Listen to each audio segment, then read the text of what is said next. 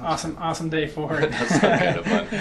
And welcome to Business Focus. I am your host, the Eisen Agency President, Owner, and Founder, Rodger Roeser. With me today, somebody I love, know, and trust, my IT guy, Steve Schleper. You are the President, Owner of Pandora. That's correct. It's an IT firm. You keep my computers running, and firms all across Northern Kentucky, Greater Cincinnati. Appreciate you being on Business Focus today. Absolutely, happy to do so. Do me a favor, because I want to talk about your business and also about the Social Pint Network that you founded, which is a really nifty opportunity for young professionals to get together and network. But start off with telling me a little bit about your organization, what you do, and who you work with.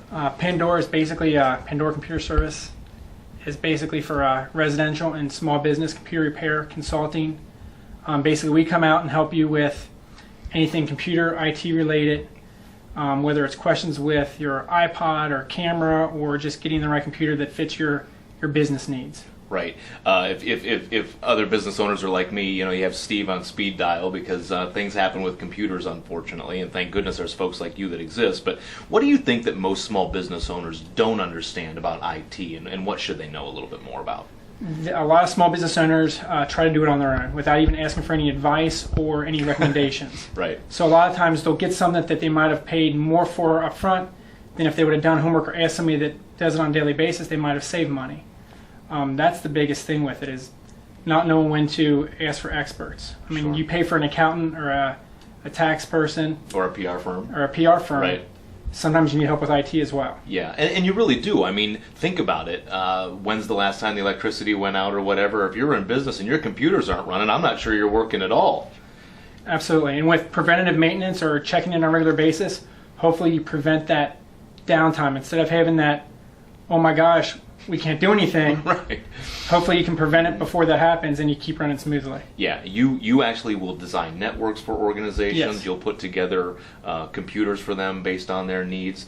And it costs nothing to at least meet with you initially. So my question is, why not, right? Yeah, at least get out there and contact Steve. And you saved my butt. And, when clients need something and they need it yesterday and your computers are down, that's just not good for business. What is an area that you see small business owners, aside from not hiring you, of course, what's the biggest mistake that they make when it comes to IT? The biggest mistake they make would be...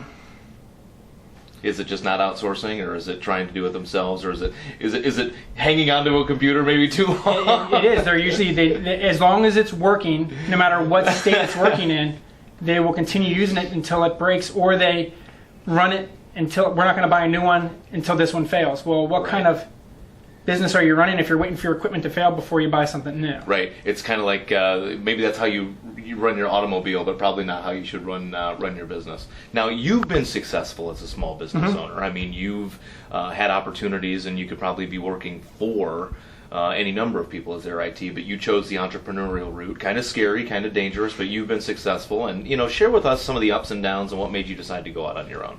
I mean, being your own. You're an entrepreneur, you live and die by your own sword, Sure. So you're only as motivated, your company's only as motivated as you are. Right. You have to be the one getting up in the morning pushing yourself, but on the same note, you get a little lax and you create your own hours, you work as much or as little as you want.